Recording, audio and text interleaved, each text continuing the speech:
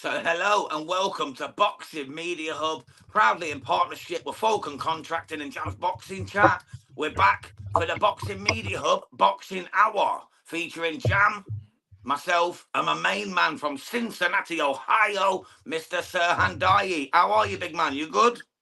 Oh, great. How you guys doing on the other side of the Atlantic? Mate, I've not been very well all week at all, but England won last night. I'm buzzing from that. Congratulations and good luck in the Euro Cup final. Thank you very much, mate. Really appreciate that, Serhan, mate. And I'm sorry for Turkey going out to the Netherlands, but at least we beat them for you. Yeah, thank you very much. It's our pleasure, mate. It's absolutely our pleasure. Honestly, mate. I'd have rather it been England-Turkey, but then I'd feel even worse. So we'll take it. We'll take it. Yeah, but we're here, guys, for a boxing hours-long chat of it's just cross-Atlantic chat between me and my main man, Serhan. We're just going to talk about the results from last weekend. We've got a special feature in the middle, and then if we got time, we'll talk about this weekend's fights that are coming up. So let's get straight to it. We'll start with Emmanuel Buttigieg. He won against Yuri Hanyek over 6. Did you watch that, Serhan? I imagine you didn't over there in the pond. I caught some highlights of it, and I like what Buttigieg brought. Yeah. He's good, mate, isn't he? He's good. Yes, to get a 6 rounds win like that, it's a good step as he moves on in his career. Yeah. Serhan, just leave your mic where it is, mate, and try and talk because it's crackling really bad. Okay. Just leave your mic there and speak and see if it still sounds okay. Okay. Go ahead. Yeah. It's crackling a wee bit, mate. It's crackling a wee bit. That's all. It's just a bit crackly. But anyway, it was a good win for him. He's a young lad. You know, he's done what he had to do.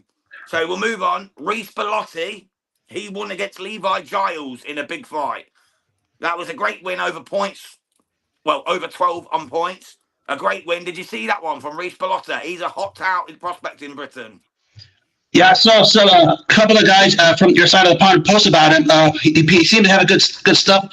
And again, getting decision wins. I've always been a fan of it, especially when you over there in across the Atlantic, because you guys need to have guys finally start to step forward and advance in your careers. It was a good performance by him. It was, yeah, exactly, mate. Yeah, he's a friend of the channel as well. The guy who runs the channel, Joel, is a good friend of Reece Bellotti's. They live in the same area of Essex, and he loves the guy. And he told me he was going to win this, and he did, and he won it in style. Levi Giles came to fight, but he was never going to win this fight. Giles is a solid guy.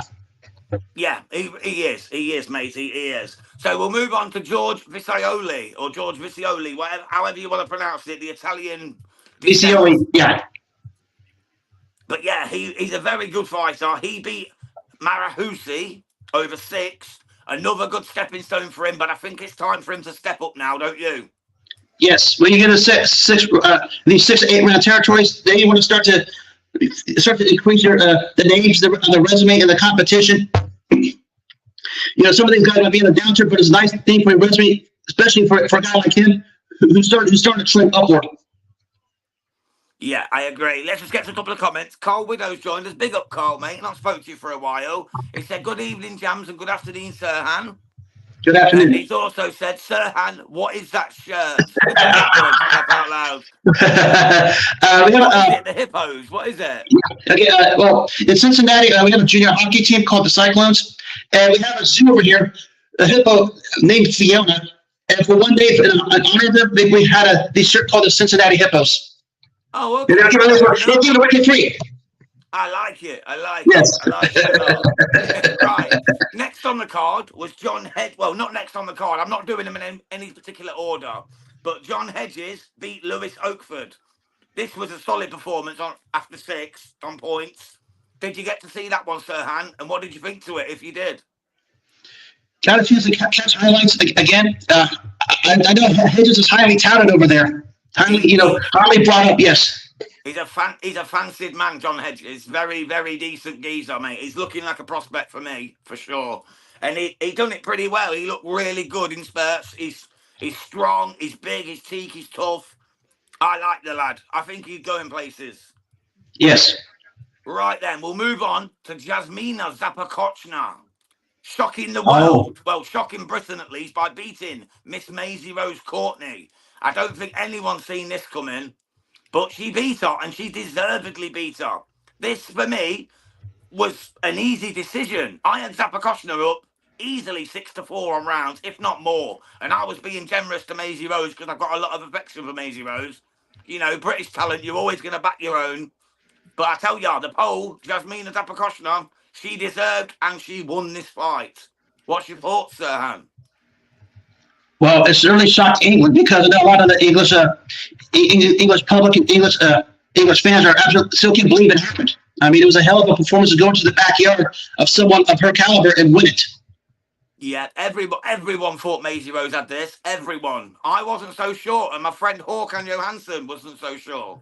And he loves Maisie Rose, but I'm telling you, we didn't think this was going to happen. You know, we thought, if anything, she'd give a good performance and maybe get robbed. Here he is, Håkan Johansson. If anything, we thought she'd put on a good performance and maybe get a bad decision. But to get the win, well done, Jasmina Zapakoshna. Yeah, it's a heck of a performance. I'm looking forward to seeing her again. And don't count Rose out; she'll be back. Oh, Maisie Rose will be back for sure, mate, for sure. Carl Widow said, great fight. Yeah, it certainly was, mate. He said, Levy, I think it means Stevie Levy, nearly had him out of the... Oh, sorry. Levi nearly had him out in the 12th. Yeah, that's true, mate. He's talking about Levi Giles. Håkan is saying, afternoon, lads. Big up, Håkan. Thank you for joining us, sir. Right, so we'll move on to the next fight then.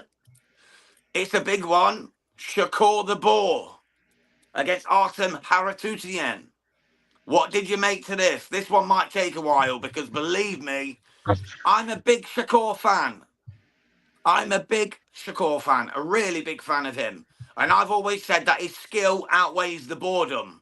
But I'm telling you, even though he put on a clinic and he dominated the fight, yes, he didn't get banged up like Frank Martin and whatnot. But for me, he was still boring. He was still boring. There was still nothing to get me excited. I did a watch-along of it with Mr. Neutral, and it was absolutely mind-numbing. I'm just sick of getting up at 5 a.m. to watch someone who doesn't try and entertain. And then he's telling his fans to fuck off, F this, F that. Oh, I'm going to do my own thing. Well, if that's the case, don't box then, mate. You're here for the public's entertainment. If you're not going to entertain the public, don't do boxing. You know what I mean? What's your thoughts on that? Well, let's start with this. He's a promotional free agent now. You know, that was his last fight with Top Rank. And apparently he's going to be at the Boots' fight with Eddie Hearn tomorrow night. For someone who's going to be a free agent, he laid an egg. Yeah, exactly. I'll tell you what he's trying to do. He's trying to do a Ryan Garcia and just aggravate the fans, thinking it'll elevate his money worth for when the new promoter comes in. I thought he was better staying with Top Rank. They offered him $15 million for 5 fights.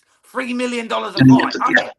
I think that's a good deal for Shakur. Considering his fans were falling asleep and leaving, I'd have took that deal and been happy. $3 million a fight, 5-fight deal, $15 million. I'd have bit his hand off. But no, he's being greedy. He's turned on his fans.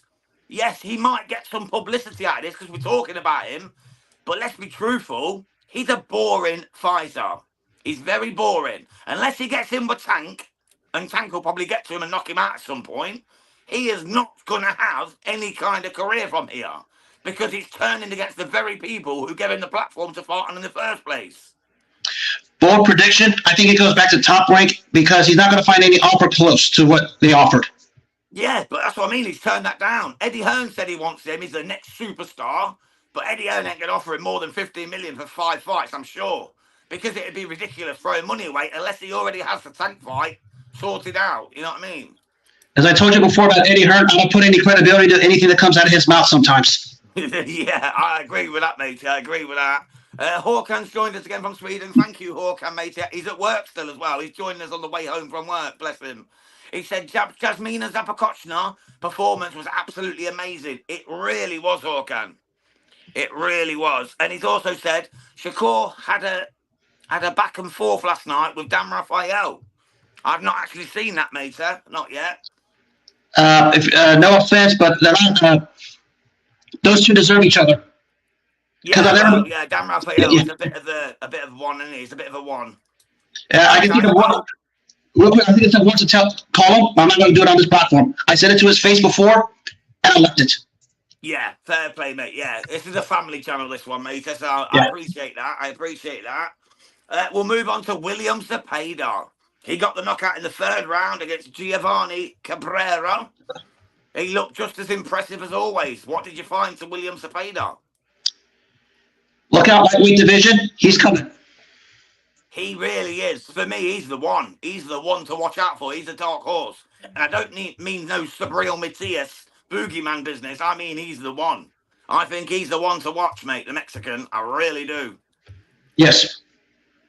Definitely, definitely. Well, after that, we had Keyshawn Davies, another big favourite of mine.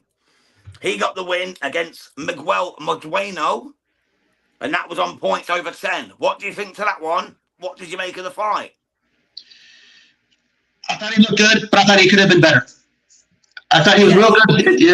Yeah, he got the job done. Got a nice, decent win, but I thought he could have been better than what he was.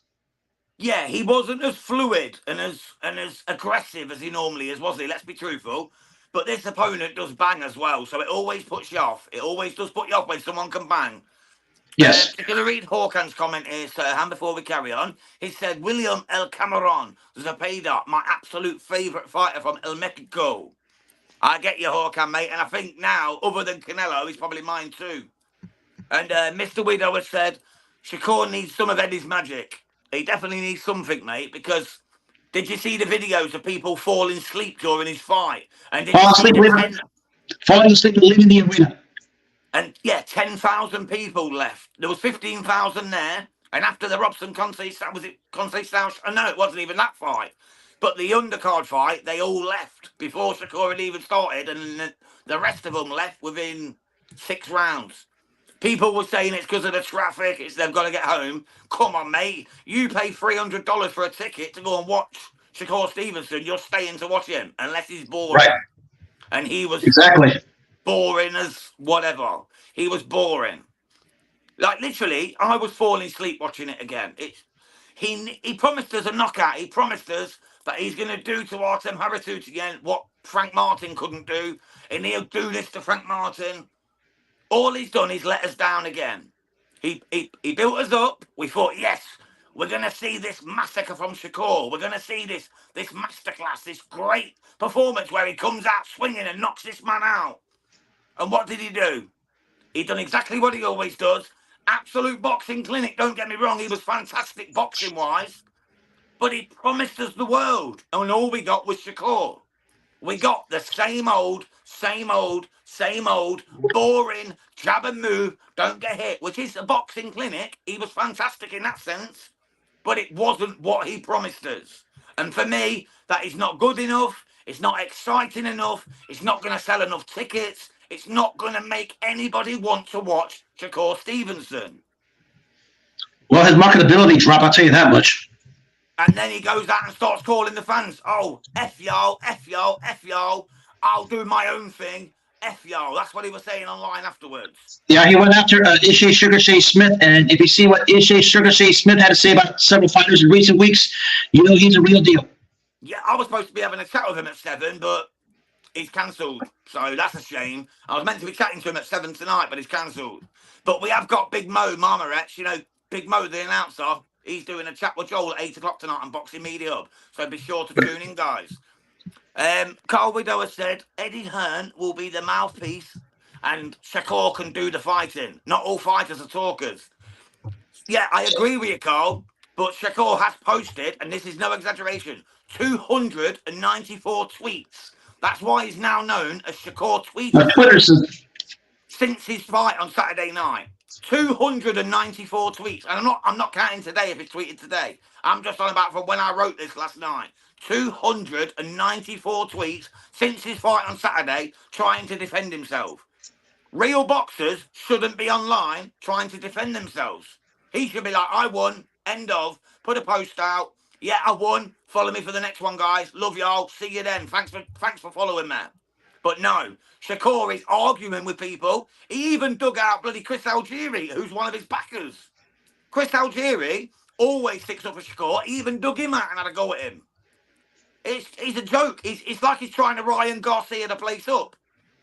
You know what I mean? The only thing he's not using at the minute is derogatory racist terms. But other than that, he is becoming a Ryan Garcia job. He won't go that far. Fix up, get some management behind him, and realise that is not the way to become popular in the boxing game. He'll become an arsehole, and people won't want to watch him. He's already boring enough. Don't spoil what you've got is the boxing skill. And the fact he was quite a mild-mannered lad. You know what I'm saying? Yes. Yeah. Well, he won't go as far as Ryan Garcia, but he's heading that territory. He's heading there, yeah. With 300 tweets in what he fought Saturday night, Sunday morning in the UK. We're only on Thursday now, and he said 300 tweets. That's why he's now known as Shakur Tweeterson. Interesting. Should be Shakur Twatterson, the way he's acting. Really not being managed properly. You know what I'm saying, bro? Yes. Right, anyway, let's wrap that one up. Because, to be honest, I'm bored of talking about Shakur. He doesn't deserve it. His fight wasn't good enough to earn that kind of clout. So let's move on. After that one, we had... Did you see Katuto Ayoko lose his titles? Yes, that was a bit of a shocker. Yeah, that was a bit of a shocker. He lost to Fernando Martinez of Argentina. Couldn't believe it, to be honest. Over 12 rounds. Nobody expected this. He was supposed to win this with ease, but he lost it, and he was pretty poor. There's not really much else to say on that. But a solid win for Martinez. I'll give him that. Solid win for Martinez. It really was, mate. Yeah, I wasn't expecting it from the Argentinian. He was decent, mate. He was decent. Right, let's move on to Shane Mosley Jr. beating the Miracle Man, Daniel Jacobs. I wasn't expecting that. I thought if Daniel Jacobs had anything left in his game, in his arsenal, that guy was a legend. The things the Miracle Man done after coming back from that big, massive tumour in his spine, he would beat Mosley Jr. But no, Mosley Jr. got the 10-round decision. Thoughts on that one, Serhan? The end of Jacobs. He was a good fighter. The Jacobs we know would have dusted this guy off. And Mosley just getting in this business because of the legendary name. Yeah, it would have been easier back in the day for Daniel Jacobs. The Daniel Jacobs who fought the likes, you know what I mean? It would have been easier. But such a shame, though. Such a shame that to see him go out like that. Because Mosley Jr., in my opinion, is not all that. I don't know what you think to him, but I don't think he's all that. I don't think he's no way near his dad, Shane Mosley, of course. Well, a lot of the, I would say for the longest time, no son of a legendary fighter has become a legendary fighter himself. That's it, mate. That's it. And the same with him. Yeah, definitely, completely agree with you, Serhan, mate. Definitely agree. Right, the next one, Big Johnny Fisher. He fought Alan the Savage Babbage. This was a knockout within 30 seconds. Did you catch that live? Yeah, I caught it with you guys. Watch along. Yeah, I caught it with you guys in the watch along. It was basically he hit Babbage, and that was it. That was all it was. Yeah, it was brutal. Alan Savage is not a heavyweight. He should never have been a heavyweight. He needs to move down at least a division, if not two, mate. You know, go down to light heavy. That's more his speed. Because at this rate, he's been took out twice in the last minute of each fight. In the first minute of each fight, he's not good enough for heavyweight. He's not big enough. He's not strong enough. He can't take the punches. He's just not good enough. Mr. Neutral has said, they got Mr. Neutral. Shout out to good, but that's boxing if he stayed too long. Yes, so true, brother. So true. It is. And Håkan Johansson has said, Bosh, fire, fire, fire. He's a big Johnny Fisher fan. That's the Bosh army. Mr. Neutral has said, Johnny should get the winner out of Wardley Clark. That makes a lot of sense. Yeah.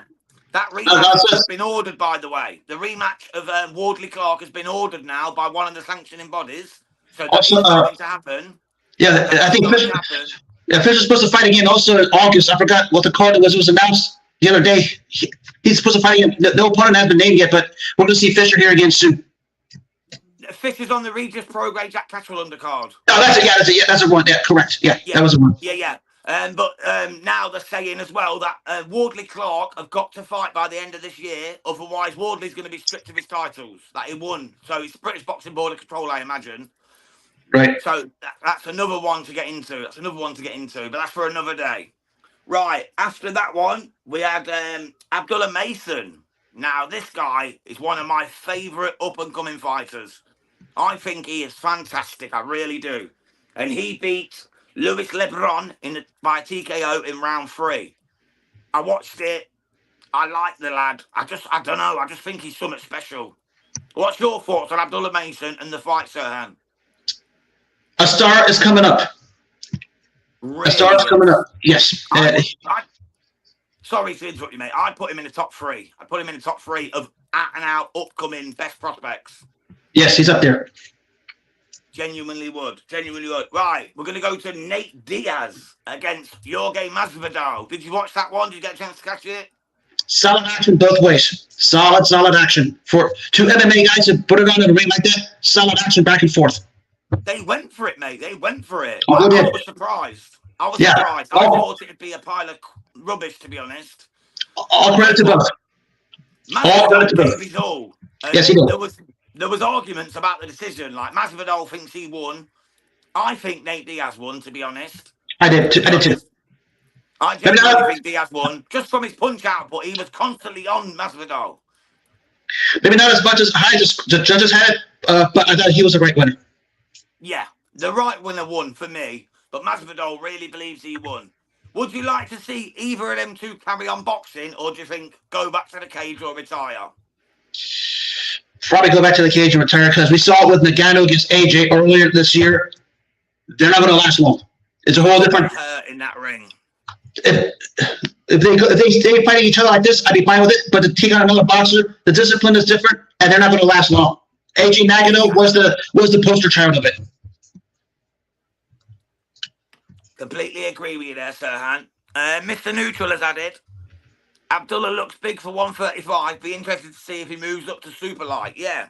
He eventually will. I think he could, Neutral. I think he could, bro. I think he could, Mr. Neutral. I really do. And I think he eventually has will. this business up at 140. Yeah, he eventually will. Mate. When he fills his body out, he's going to probably be at that weight. Yeah, and Mr. Neutral, who would you like him to fight if he went up to 140 or even 147, the boots division? Like, would you like to see him against that type of level? I think he'd hold his own. I really do.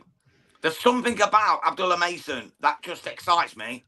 There really is. I think he's a generational great. I really do. Oh, he can be. I don't know why. I can't even tell you why. I just think there's something very, very special about this lad.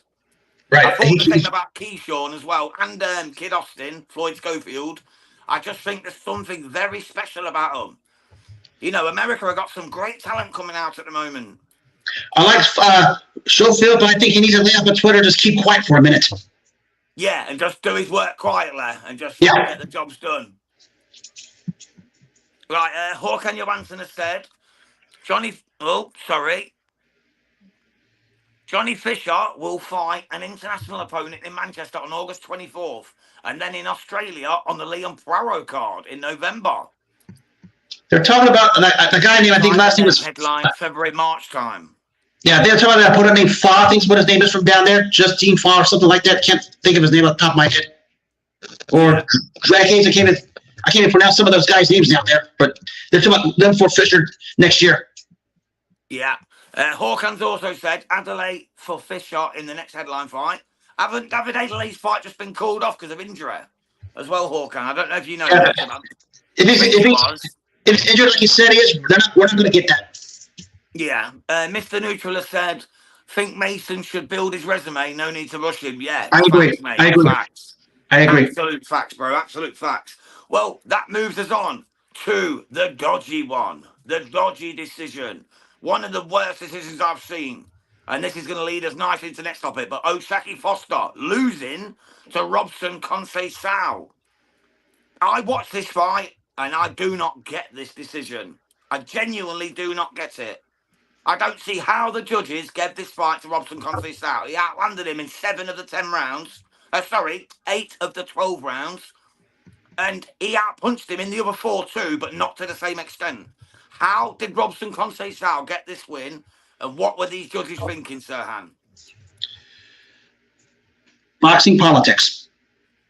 That's all I got to say. Let's start with this. Foster, I believe, is 1 fight closer to the end of his contract with Top Rank. Conceição's been getting title shot after title shot after title shots. Perception is going to be it was a conspiracy against Foster because Conceição's got other title shots and Foster's almost at the end of his tenure. You saw his face in the interview after the fight, being Foster. That's all you need to know about how it really was. Even he knew it. It was ridiculous for me. I watched the fight and I just cannot get how, like, literally, I've watched it probably 3 times now, and I cannot get how they got Robson Conceição winning that fight. Like, I've watched it round by round. I slowed it down. I've watched it. The punches landed. Everything about the fight. I just do not get how them judges gave that to Robson Conceição. He never won that fight. O'Saki Foster had already lost 2, as had Robson. I do not get how they gave him that fight. It is a complete robbery. That is literally saying, this is the guy we said's going to win, so he's going to win. I said to people, this fight has been slept on. It's been slept on. It's going to be a great fight. It's going to be this, that, the other. I didn't think it would be for this reason.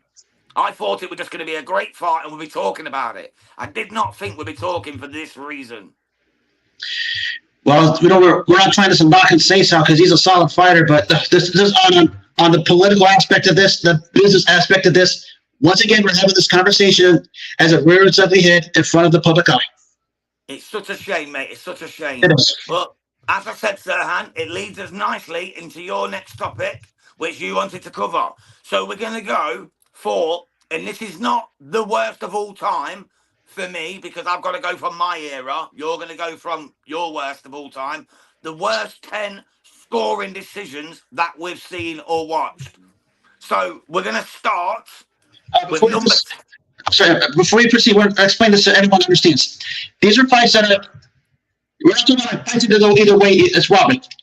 It's clear-cut robbery, at least 3 or 4 round difference, and they were snatched like we saw from Foster over the weekend. Those kind of robberies, not the flip-flop, they go either way robberies, because we don't classify those as robberies. Mine might be classed as a bit more different to you then, but I'm trying to get the general sense so they understand where we're going.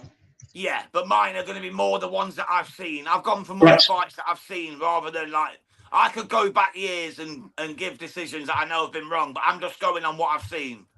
Okay. Okay, so I'm going to start with Nikolai Valuev against Evander Holyfield. Do you remember that one? When Holyfield was late, he was late in his career, and he fought the giant, Nikolai Valuev. It was in Switzerland, wasn't it? Netherlands. Yeah. Well, the country there, I can't think of it, but I know what you're talking about. I remember the fight. Yeah, it was in Switzerland, and Holyfield rocked him at least 6 or 7 times. He dominated the rounds. Holyfield should have won, but they gave it to the giant Nikolai Valuev of Russia. That was my number 10. Okay, before I get my number 10, I'll give a piggyback. Holyfield didn't necessarily do anything great, but Valuev was exposed that day. Yeah. He really was. My number 10, February 8th, 1992. This is in the Boardwalk Hall in Atlantic City. A nationwide televised fight between James Toney and Dave Tiberi. This is one of those fights we talk about the scoring criteria where people are aggressive, all that hoopla. Dave Tiberi beat him based on punch value. James Toney Blunt took him lightly. Him was like 3 or 4 pounds prior to the fight, and he got flat out outworked to where the decision was announced. 2 judges gave the fight to Toney, 1 gave it to Tiberi. The 2 judges gave it to Toney by 1 point. After the fight. What year was that fight, Serhan? What year was that? 1992. February 8th, 1992. I'm surprised I didn't watch it. Mind you, I've only been 9 years old, so that's probably ABC commentator Alex Wallace said to James Toney's face after the fight, the decision was clear and disgusting to where James Toney had a faceless reaction. There was an investigation called by one of the U.S. senators from Delaware, which is Tiberi's home state. It later revealed the 2 judges qualified for James Toney were supposed to be judges because they were licensed. Oh, something's going on your mic there, Serhan. Can you hear me? I can hear you, but it's making some weird noises. There you go. You're back. You're back. You've gone again, mate. You've gone again.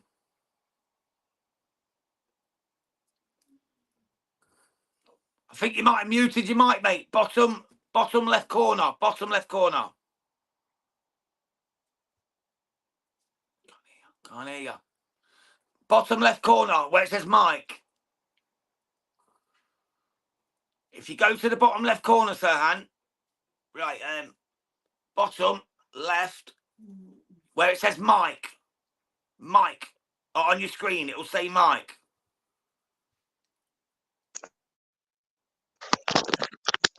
There you go, bro. Got you now. Oh.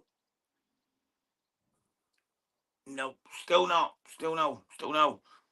Right, bottom left corner. Right, bottom left of the screen. Right, while Serhan sorts his microphone out, just we're talking about the 10 worst judging decisions that we've seen, like, in our era. Sorry about the delay. It's just got to figure this out. If anyone's got any comments about their worst, let us know in the comments. Are you back, Serhan? Right, Serhan, look on the screen where it says mic. Where it says mic on the screen.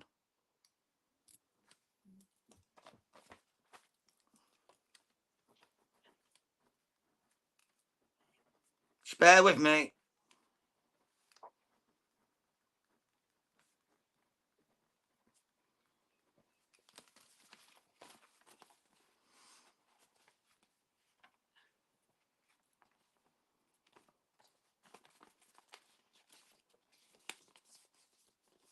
Jack Jones, afternoon, lads. Just joining. What's the worst robberies mentioned so far? So far, matey, I mentioned Nikolai Valuev beating Evander Holyfield in Switzerland. Holyfield battered him, beat him up the whole fight, and he literally did a job on him. He did a job on him. Holyfield rocked him multiple times. Are you back with us, Serhan? Can you hear me? Yes, there we go. Got you, brother. Yeah, well, my cord went short, but let's do that. Let's go do it like this. My apologies for all the technical difficulties. No problem, mate. Don't worry, mate. It happens on lives. That's the thing. We're doing lives, mate. Serhan, good night. Excuse me. Because Serhan's with us. I'm going to read Jack Jones's comment out again. He said, afternoon, lads. Just joining. What's the worst robberies mentioned so far? Mine was Nikolai Valuev beating Evander Holyfield in Switzerland in 2008. When Holyfield was coming back, he was an old man, but he rocked the giant many, many times. And I think he should have won that by massive, massive decision. Chabit Boxing's joined. Evening, Jams and Serhan. Holyfield and Valuev certainly was a big one. Just joining. Big up, Jabs. Serhan, just tell Jack Jones what your number 10 was. Please, mate. Okay, let's try this again. Okay, let's try this again. I got everything fixed. My apologies to the public world again. No worries, mate. It happens on live, Serhan. Don't worry, mate. It happens. Okay. It's James Toney and Danny Tiberi. What I was trying to say is James Toney got outworked. He took him lightly, lost 4 pounds the day of the weigh-in. It basically showed he was outworked from start to finish. The decision was so bad, the commentator, Alex Wallow from ABC Sports, said at James Toney's face, the decision was clear and disgusting. There was an investigation launched by one of the senators from Delaware, which is the home state of Tiberi. It was revealed that the 2 judges that scored the fight for Toney weren't licensed in the state of New Jersey where they should have been. Oh, wow. Yeah. I didn't know that. I knew about this decision, but I didn't know that. Yeah, it was revealed like weeks later. I'm bringing the facts. And biggest thing is, 17 years later, they interviewed James Toney, and he blunt said Tiberi should have gotten the decision. James Toney admitted it. Fair play, mate. Thank you, Serhan, for clearing that up, mate. I've done the Jabbit one. He's just saying good evening to you, Serhan. Jabbit Boxing. He's a great Shout out to Jabbit. Yeah, I love you. Love you some Jabbit Boxing. He's a great lad, mate. Great lad. Yeah. Right, next for me then. George Foreman, when he lost to Shannon Briggs. Do you remember that one? Oh, that's a good one. For the lineal heavyweight title. It was in 1997. Yeah, Foreman massively outlanded him in most rounds. And somehow he blocked all of Briggs' shots. But they gave it to Briggs because he was the up-and-comer. What did you think to that one, mate? It was a joke for me. That's my number 9. An investigation was conducted after the fight. Yeah, and did they ever change it, or did it stay the same? Stay the same. Very rarely changes, does it? But yeah, it was a ridiculous one. What's your number 9, Serhan? June 5th, 2004, at the MGM Grand. This is Oscar De La Hoya versus Felix Sturm. I've got this one. Oh my God, I've got this one on my list. You know where I'm going to go with. You know where I'm going to go with this then. I've got it at 8. I've got it at 8. Okay, we'll tag team on this one because you know what I'm going to go with on this. De La Hoya has signed a fight Bernard Hopkins in September, 3 months after the fight. Collision course. They're both on the same card. I remember De this. La Yeah, Ho- I yeah, watched it. De La Hoya lost the last 8 rounds of that fight and somehow got the decision. Easily, easily. The best part was the interview after the fight when Felix Sturm blood came out and said, "I know Oscar is a big name and a great champion, but everybody tonight saw who the better fighter was." I tell you, he battered him. It was Felix Sturm dominated that fight. And I'm not a big Yes. Felix Sturm fan, to be honest. Felix Sturm is German. He's not one of my favourite fighters, bro. I'll be truthful. But he won that fight against ODH without a shadow of a doubt. But it was all Okay. set up already. That's why it was called Collision Course, because didn't Bernard Hopkins fight on the same card? He was fighting next man. I can't remember his name now. Robert Allen. It was the third fight with Robert Allen. That's the one. And the winner was supposed to fight each other. It was meant to be Oscar De La Hoya versus Bernard Hopkins the next year or later that year. Yes. Yeah, disgusting, mate. That's my number 8 then. So you've just took my No, number 8. So you go in with your number 8, Serhan. I guess we'll move quickly now. Number 8. This took place at Roberto Clemente Stadium in 1985, May 1985, between Rocky Lockridge and Wilfredo Gomez. Okay, It was I a don't know 15-round anything fight. about this, mate, to be quite Okay. honest with you. So this is on you, bro. Hometown decision in a nutshell. In the guy's backyard, Okay. Rocky Lockridge dominates him. Wilfredo Gomez gets the decision. Remember I told you a couple of weeks ago about the bad blood between Dan Duva and Don King as promoters? Yeah. This was the beginning of it. Oh, okay. This is Even, what started all the beef.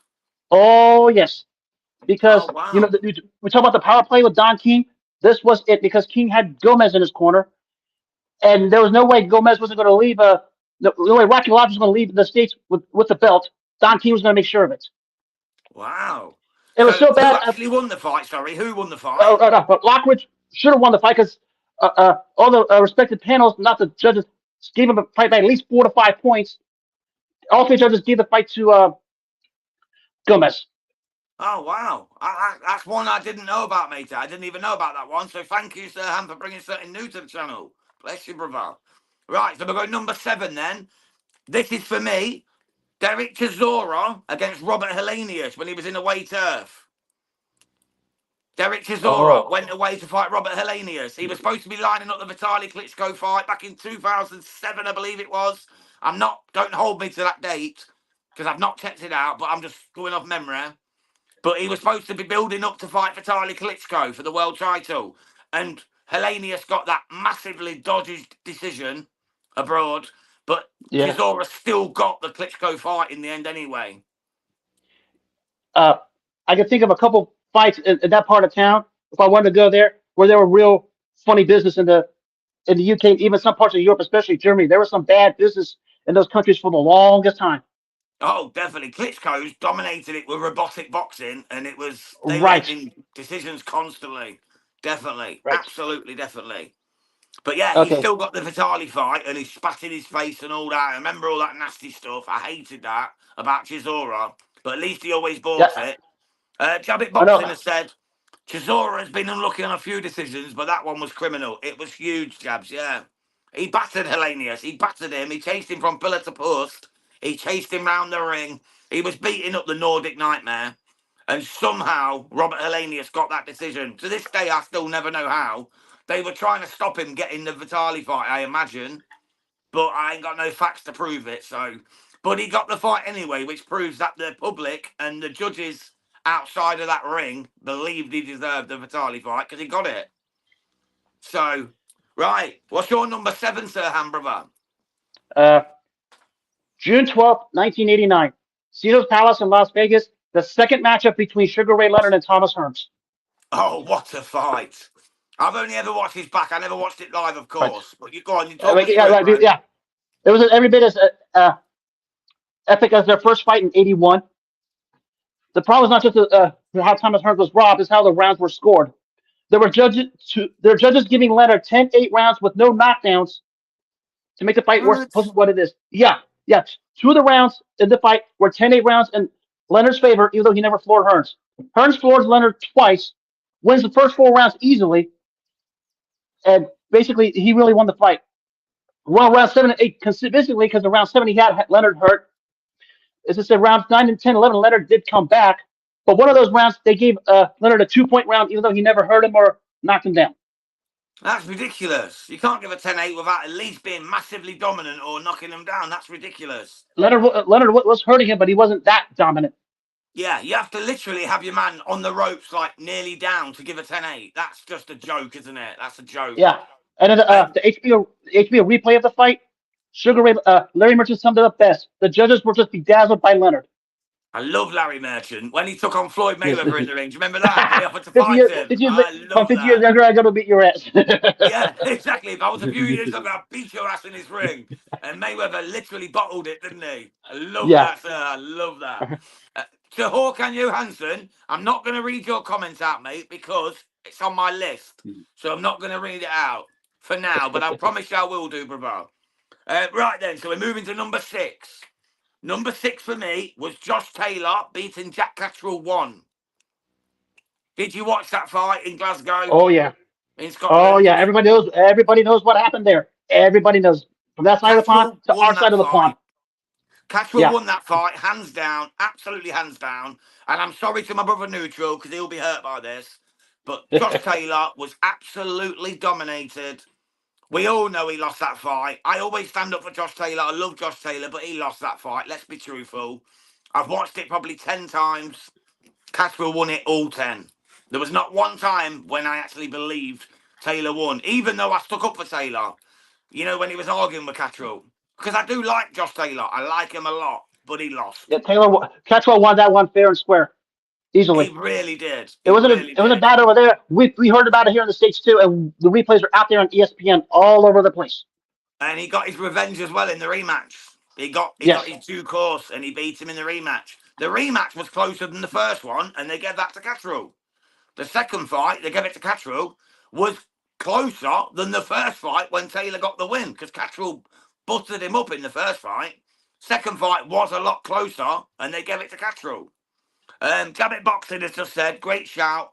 Catterall boxed his ears off that night. Taylor done much better in the second, though. Yeah, that's what I'm saying, Jabs. 100%, bro. 100. Salute to you, my man. He gets exactly what I'm slinging. But yeah. Okay.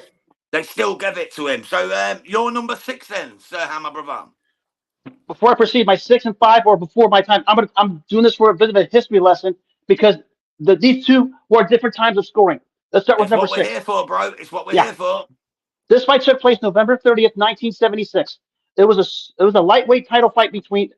Maybe I got the division wrong. Alfredo Escalera versus Tyrone Evett. This took place in the Spectrum in Philadelphia, Pennsylvania. Okay. Tyrone. This was a fight. This is what back then. They had 2 judges and the referee scored the fight. Okay. Tyrone Everett pretty much dominates the entire fight. I mean, won the fight, faced a bloody mask, but they gave a spot of decision in Everett's own backyard. Some way, somehow, the Puerto Rican guy gets a decision in the champion's backyard. But here's a funky part I read out of all this. The referee who had the fight scored 6 even rounds. Think about that for a minute. 6 even rounds in a 15-round fight. How do you score 6 even rounds in a fight? That's what I'm trying to. I could never comprehend why I read this. It's impossible. Here's the worst part of all this. How'd you read this real quick? No, you can carry on. But he just said learning more and more on the history of boxing with these episodes each week, lads. Bless you, Jabs, mate. Appreciate that. Serhan brings it, mate, all the way from Cincinnati, Ohio. Trust me, mate, he's a legend. Former boxer himself, mate. He knows his stuff, believe me. That's why we're here doing this business. It's why we're here. But to go back to this, carry on, Serhan. There was affiliations with a mob because crime mobs back then dictated the business aspect of the sport, not the high money promoters. Crime mobs, and this was another case of it because there was there was a rematch agreed to, but a part of it paid off Tyrone Everett's girlfriend because supposed to go to Puerto Rico. She killed him. Just weeks before the rematch because of the affiliations. Tyrone Everett got shot before the rematch and he was dead. Oh my God! A bit like what's his name, who scored an own goal for Colombia at the World Cup '94, Escobar. Oh yeah, Escobar. Scored yes. an own goal and then got murdered because the mafia had put a bet on USA winning. So when he scored that own goal and they lost, Colombia, sorry.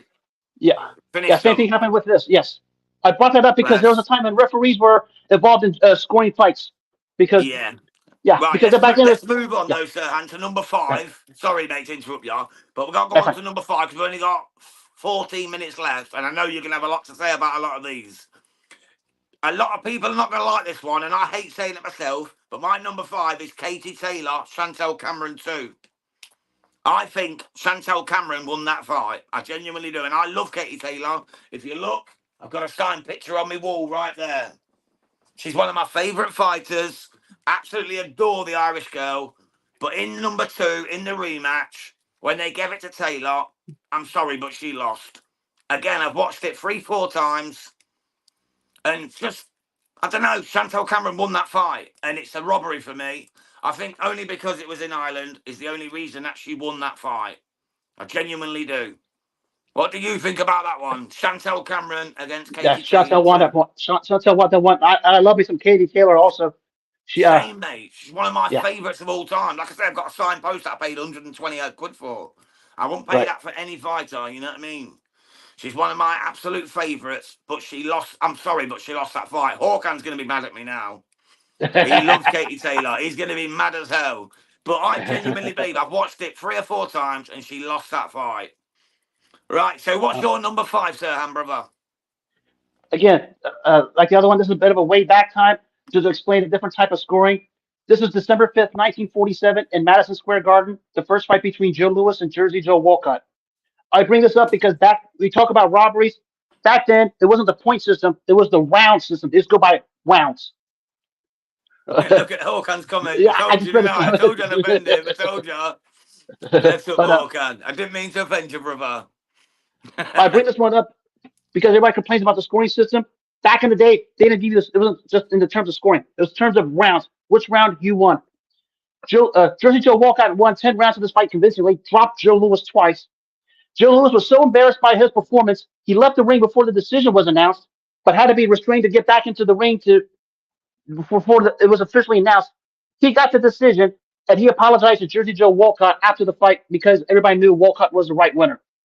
Yeah, that's when a fighter apologises, you know that's the right decision, isn't it? And Joe Louis is one of the high-level humanitarians the sport has ever seen. Probably a top 3 pound for pound ever. Yeah. All time. He's in the top 3 with Ali and Ray Robinson. Yeah, thank you, Serhan. DJ Pat, all the way from Sweden, big up to you, sir. He said boxing is subjective and visually everything. Oh, sorry. Visually everything depends on what the judges like. For me, Katie won 6 of the rounds for sure. Chantel didn't do the job fully in that match. Fair play. So he's with Hawk, he thinks she won that. Close fight is never a robbery, says Håkan Johansson. I told you I'd upset him, didn't I? I told you I'd upset him. I told you I'd upset him. For me, though, I've watched it back, and I don't know. On the night, I was Katie Taylor all night long. I thought she won it, but we love you, Hakan, and we love us some Katie Taylor. we do, Håkan. We love you, brother. And you, DJ Pat. I agree with DJ Pat. 96-94, Katie Taylor. Fair play. Told you I'd offend him, didn't I? I told you. And Yes. now I have to bring Hawkan into the chat, mate. Offend any woman boxer, and that man's in there to fight. Trust me. He's a warrior for the female game. Absolute legend. He travels the world supporting them. He really does. Anyway, so that's enough of number 6. Number 5. Let's move to number 4. And this is one that I know most people would have as number 1. But I've got number 4 only because I didn't watch it live. It's the 1988 Olympic final. Park Si-hun against Roy Jones Jr. Now, we all know this was a massive robbery, and Roy Jones Jr. nearly quit boxing because of it. Imagine if we'd lost such a great talent because of such a bad decision. And the only reason this is number 4 on mine is because I didn't watch it live. You know, I've literally done my list on what I've watched live, but this one I had to put it in there because of the magnitude of the robbery. He clearly won that 3-round fight. He dominated that Olympic fight, semi-final, final. It was just a joke of a decision. I don't get how they gave it to Park Si-hun, but they did, and that's the job. Well, NBA commentator Marv Albert, who was a big-time boxing back in the day, blunt said, it's very difficult to figure. He still says it to this day. He's on a podcast talking about it.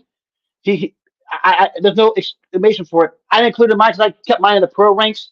But if I would then probably put that in there with it. Because it was amateur. But yeah, as he said, it's still difficult to figure. There were attempts many times, despite all the evidence, to overturn it. The Olympic Committee blunt refused, and they Yeah, still make they excuses already for it. had their winner before the fight. Yeah, and they're still making excuses for it. Yeah. Jabby Boxing has said, yeah, Rob Massive. And like I say, that's the only one, because I was only 5 years old at the time of that. But because it was such a massive robbery, I had to add it. You know what I mean? I've watched it loads of times. I've heard the stories. I've been in chats with Roy Jones Jr. where he's talked about it and how he was going to quit boxing. He was going to quit and never pursue a career in it. Imagine what we'd have lost. We'd have A lost one of lot. the greatest fighters of all time just because of a bad decision. But luckily, he got his man strap on and he carried on. Håkan Johansson has said Taylor versus Serrano in New York City was a more wrong decision than Cameron versus Taylor. I was at both fights. Fair play, Håkan. Taste is subjective, though, bro. Taste is subjective. Right then. So you're number three. Number four. This one pains me to say it because it'll call one of my all-time favorites. September 10th, 1993, in the Alamo Dome, Pernell Whitaker versus Julio Cesar Chavez. Sweet pea. Oh, sweet pea. Remember I told you about the power play between Don King and Dan Duva? It Yeah. almost cost us this big matchup that should have happened. That's the reason why this was dragged out for 4 years. There was fights over who would officiate the fight. Both sides threatened to pull out if they didn't get their way. So a mediator had to get involved just to have the judges for the fight, and even they didn't get it right. The whole thing was a Oh, mess. Whitaker should have been the rightful winner that night. bless you, Serhan. Håkan said Castilla against Sandy Ryan was a massive robbery. Yeah. But I'm only going on the ones I watched, though, Håkan, sorry, mate. I'm only going on the ones I watched. And I know, like, what you're saying about Taylor. Like, the Jonas draw could be classed as a robbery as well. You know, when Tasha Jonas got the draw, that could be classed as a robbery. But I'm Oh, just it going was. on, It was. like, my memory, you know. It might not Right. always be right, matey, but it's my opinion. But I appreciate you jumping in the chat. I That's told right you there, we'd too. line Orkan up, didn't I? He's a massive advocate of the female game. I told you. He weren't going to stand for that. And I knew it when I said it. I knew straight away Hawkins going to be on Right. standing on business on this. Right. Right, number three. I've got Canelo GGG1. Canelo Golovkin, the first fight, when it was classed as a draw at Madison Square Garden. Let's be truthful, Gennady Golovkin won this fight massively, absolutely massively. He outboxed him on CompuBox by 10 rounds to 12. He dominated every round. How the hell they gave this a draw, I will still never know. Thoughts on that one quickly, Serhan? How one judge gave the Canelo 9 rounds, I'm still trying to figure out. I'll just leave it at that. 110, one of them, and he got, was it Robert Bird, was it? Was it Robert Bird? I Yeah, can't remember his name. Edley Bird, yeah.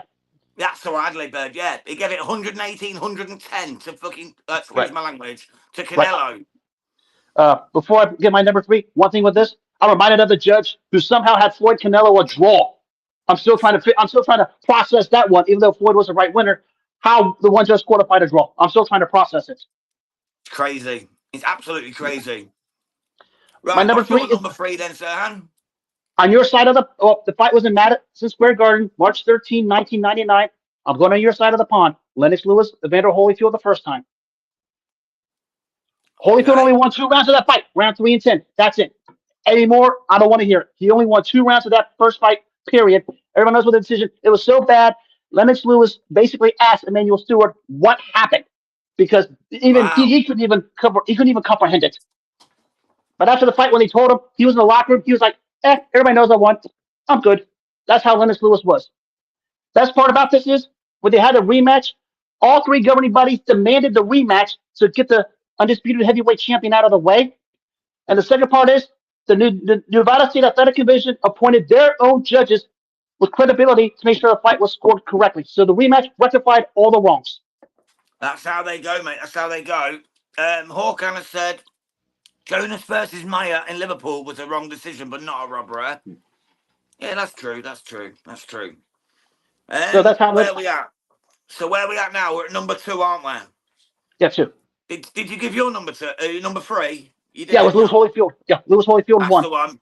Right, number two for me is Tyson Fury, Francis Ngannou in Saudi Arabia. Francis Ngannou clearly won that fight, and I mean, he won 11 of 12 rounds. How did Tyson Fury, other than being in Saudi Arabia, get that decision? Because they were low. They knew a big money fight with Alexander Usyk was coming. Yeah, paper, pimping the papacy. That's what they were doing. But that's my number 2 because it was such a bad job. What's your number 2, Serhan? We've got 5 minutes left, matey. So November 30th, 1979, the first fight between the Vito Antuofermo and Marvin Hagler. Forget Leonard Hagler as the robbery. This one was Leonard Hagler times 20. Marvin Hagler won 12 rounds of that fight. He was basically robbed. Every major outlet had Hagler winning the fight going away by at least 4 to 5 points in the 15-round fight. After that fight, Marvin Hagler said, "My fist would do the talking." Outside of Roberto Duran, he knocked everybody out because of it. fair play, So Hagler, mate. Brilliant. Sorry, Serhan. Carry on, mate. Carry on. I'll get to the yeah, question in a sec. okay, yeah, that fight Hagler into Formula One at that time was considered the worst decision of boxing history at the time. Oh, wow. A bit before my time, but I appreciate that, Yeah. mate. DJ Pat said, well, they did protect Fury, and then that Usyk fight was up incoming. So he's saying exactly what you said, Serhan. Yeah. Facts, DJ Pat. Yes. Thank you for joining. Right, so let's get to our number 1s. For me, it was Tim Bradley versus Manny Pacquiao. That, for me, was absolutely disgusting. It was a split decision win for Tim Bradley in 2012. I Pacquiao do won not 10. get how they got that. Pacquiao Pacquiao outlanded won at him in least all 12 rounds. He outlanded him in 8 all rounds. 12 rounds. He dominated every single round. I just do not understand how they gave that to Tim Bradley. Manny Pacquiao absolutely dominated that fight. When they called it out, I was waiting for him to say, you know, a bit like in Australia recently with Sandy Ryan, where they reversed the decision. I was waiting for that to happen, and it never did. To this day, I don't know how that never happened. Yeah, actually, one of the judges scored the Pacquiao, the Floyd Canelo fight as well. Actually, it was one of the two that scored the fight for Bradley. Again, I can't comprehend either. It was But a joke. It was a joke. it Tim was. Bradley got the win. It was an absolute one-sided beatdown by Pacquiao. Tim Bradley didn't land a punch, and he admitted it in a later interview. Tim Bradley admitted, I couldn't believe it when the scorecards were read out because I barely landed a punch. He said I was outboxed for 12 rounds, but when they gave it, I weren't going to lie. He said I put my hand up and claimed like I won. But he admitted that he was absolutely outboxed for 12 rounds. How are them judges still in business? And some of them still are. Just a joke. My number Right, one, what's your number 1, Serhan, brother? March 12th, 1988, Paris, France. The first fight between Pernell Whitaker and Jose Luis Ramirez. Jose Luis Ramirez did not win a round, period. If you give Jose Luis Ramirez a round, get the hell out of the sport, period. And this is what got me set off early today. The other day, some idiot tried to say the Foster Conceição fight was worse than this. Some people need to shut up, watch this, and see what the result really was. Jose Luis Ramirez did not win a round. Pernell Whitaker just boxed his ears off.